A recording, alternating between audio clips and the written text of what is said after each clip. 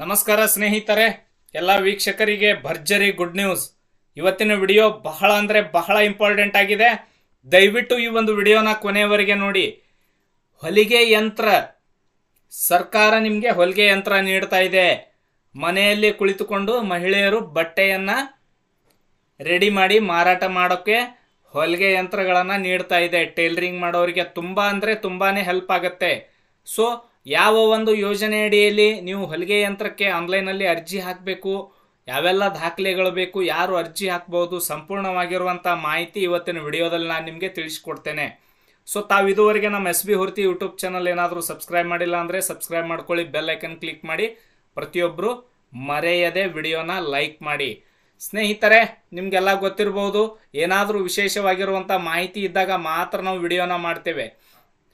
ಮೊದಲನೇದಾಗಿ ನೋಡಿ, ಡಿ ದೇವರಾಜ್ ಅರಸು ಅಭಿವೃದ್ಧಿ ನಿಗಮದಿಂದ ಈ ಒಂದು ಹೊಲಿಗೆ ಯಂತ್ರಕ್ಕೆ ಆನ್ಲೈನ್ ಮೂಲಕ ಅರ್ಜಿಗಳನ್ನು ಆಹ್ವಾನ ಮಾಡಿದ್ದಾರೆ. ಸೊ ಇದರಲ್ಲಿ ಯಾವೆಲ್ಲ ಮಾಹಿತಿ ಇದೆ ಅಂತ ನಾವು ತಿಳಿದುಕೊಳ್ಳೋಣ. ಮೊದಲು ಇಲ್ಲಿ ನಾನು ಅಪ್ಲಿಕೇಶನನ್ನು ಓಪನ್ ಮಾಡ್ತೇನೆ. ನೋಡ್ಬೋದು, ಹೊಲಿಗೆ ಯಂತ್ರ ವಿತರಣೆ ಯೋಜನೆ.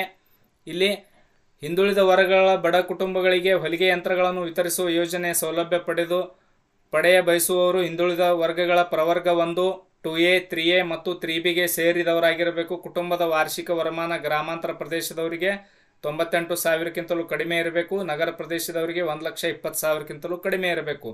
ಅರ್ಜಿದಾರರ ವಯಸ್ಸು 18 ರಿಂದ 55 ವರ್ಷದ ಒಳಗಿನವರಾಗಿರಬೇಕು.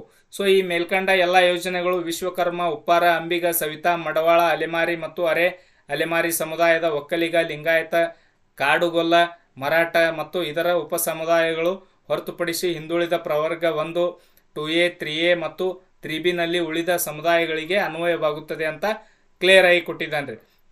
ಹಾಗೂ ಇಲ್ಲಿ ನೋಡಿ ಏನು ಕೇಳಿದ್ದಾರೆ ಡಾಕ್ಯುಮೆಂಟ್ಸ್ ಅಂದರೆ, ಮೇಲ್ಕಂಡ ಎಲ್ಲ ಯೋಜನೆಗಳಲ್ಲಿ ಸೌಲಭ್ಯ ಒದಗಿಸಲು ಸೇವಾ ಸಿಂಧು ತಂತ್ರಾಂಶದ ಮೂಲಕ ಆನ್ಲೈನ್ ಅರ್ಜಿಗಳನ್ನು ಹಾಕಬಹುದು.